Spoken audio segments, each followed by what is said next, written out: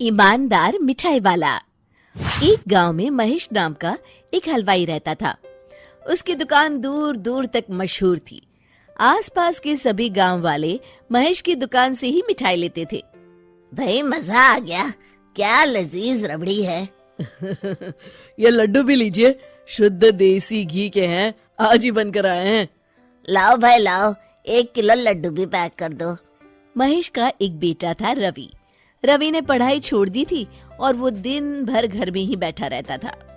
उठ बेटा रवि, आज मेरे साथ दुकान पर चल। मैं वहाँ क्या करूँगा पापा? अरे दुकानदारी सीख बेटा, आगे चलकर ये सब तुझे ही तो संभालना है। मुझे ये सब कुछ नहीं संभालना।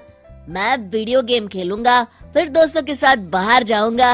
हे भगवान, इसे थोड़ी अक्ल दे दो। ऐसे ही चलता रहा तो आगे न जाने इसका क्या होगा। महेश बड़बड़ाता हुआ दुकान चला जाता है। दुकान पर ओ घसीटाराम, मुझे थोड़े चक्कर आ रहे हैं, जरा पानी तो लाना। जी जी मालिक। सुन, मैं घर जा रहा हूँ, आज दुकान तू संभाल ले। जैसा आप कहे मालिक। महेश बिस्तर पर लेटा है। आपको बहुत तेज बुखार है, 1 हफ्ते बेड रेस्ट करनी होगी और ये दवाइयाँ लेनी होगी। हाय राम, ये क्या हो गया आपको? मैं तो 1 हफ्ते में ठीक हो जाऊंगा, पर दुकान कौन संभालेगा?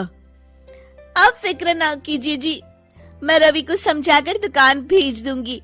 आप बस जल्दी से अच्छे हो जाइए जी। अगले दिन रवि दुकान पर पहुंचता है। आइए आइए मालिक, मैं आप ही का इंतजार कर रहा था। क्यों? ये मेरी दुकान है, मैं जब जी चाहे आऊँ। तुम लोग सुबह से आकर काम पर लग जाया करो, समझे? जी जी जी मालिक, दरअसल लड्डू बनाने हैं तो घी लेने जाना है, 5,000 रुपए दे दीजिए। 5,000? तुम्हारा दिमाग तो ठीक है? इतने महंगे लड्डू बनाएंगे तो मुनाफा क्या होगा? पर देसी घी भी तो बहुत महंगा है ना मालिक। क्या जरूरत है देसी घी की? डालडा ले आओ। पर मालिक। मुझसे बहस मत करो, जितना कहा गया है करो। और क्या क्या बन रहा है? मावे की बर्फी मालिक। मावा मावा मावा, हाँ। तभी उसकी नजर एक डब्बे पर पड़ती है। ये क्या है? ये रवा है मालिक। एक काम करो, हर 1 किलो मावा में 200 ग्राम रवा मिला दो। पर बर्फी का स्वाद बिगड़ जाएगा मालिक। जितना कहा है करो, अब जाओ यहाँ से। अगले दिन। क्या बात है रवि बाबू, आपके पापा दिखाई नहीं दे रहे? अब उनकी तबीयत खराब है। अच्छा भाई अच्छा। बस उन्हें ये बताना था कि वो आज आए नहीं तो उनकी मिठाई बड़ी बेस्वाद लग रही है। लेना है तो लो, वरना चलते बनो। अरे अरे अरे, ये कोई तरीका है ग्राहक से बात करने का? चलो भाई चलो, यहाँ से चलो। अगले दिन। भैया, कल जो मैं लड्डू ले गया था उनका स्वाद बड़ा बेकार लगा। महेश बाबू का नाम सुनकर बड़ी दूर से आया था। 200 रुपये में इससे अच्छा और क्या मिलेगा? सुबह सुबह मनहूस बातें मत करो। कुछ लेना है तो लो, वरना फूटो यहाँ से। रवि के इस व्यवहार के चलते 2-4 दिनों में ही ग्राहकों का आना कम हो जाता है। मैंने तो सोचा था कि कम पूंजी में ज्यादा मुनाफा होगा, पर यहाँ तो घाटा हो रहा है। आखिर चक्कर क्या है? लगता है ये दुकानदारी मेरे बस की नहीं। महेश ठीक होकर दुकान लौटता है तो घसीटाराम उसे सब कुछ बताता है। हे भगवान, इसने तो मेरी सालों की मेहनत पर पानी फेर दिया। अब क्या करेंगे मालिक?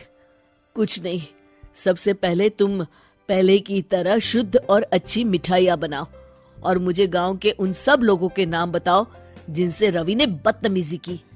रवि, कल सुबह दुकान पर आ जाना, बहुत जरूरी काम है। मुझे नहीं आना, मैंने 1 हफ्ता दुकान संभाल ली है, अब संभालो आप। दुकान तो तूने जैसे तैसे संभाल ली, पर सीखा कुछ नहीं। कल तुझे बहुत जरूरी सीख देनी है। रवि पैर पटकता हुआ बाहर चला जाता है। अगले दिन। ये ले ताजी शुद्ध मिठाइयाँ। मैं इतनी मिठाइयों का क्या करूं? इन्हें उन सब के घर देकर आओ जिनसे तुमने बदतमीजी की, और साथ में माफी भी मांग लेना। अरे पर मैंने तो सिर्फ उन्हें। बेटा, घर आया मेहमान और दुकान पर आया ग्राहक भगवान के समान होता है।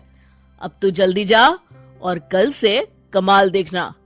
रवि उन सभी 4-5 लोगों के यहाँ जाकर मिठाई देता है और माफी मांगता है।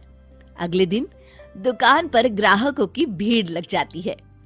मान गए महेश बाबू, आपने तो आते ही घर तक मिठाई भिजवा दी। बस मेरे बेटे की गुस्ताखी को माफ कर देना भाई, उसमें अब तक बचपना है।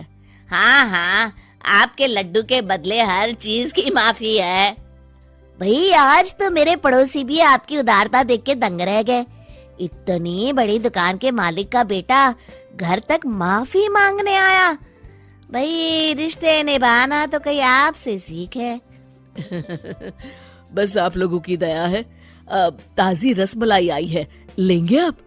हाँ भाई हाँ, 200 ग्राम पैक कर दो। शिक्षा, सफलता पाने के लिए ईमानदार और विनम्र होना बहुत जरूरी है।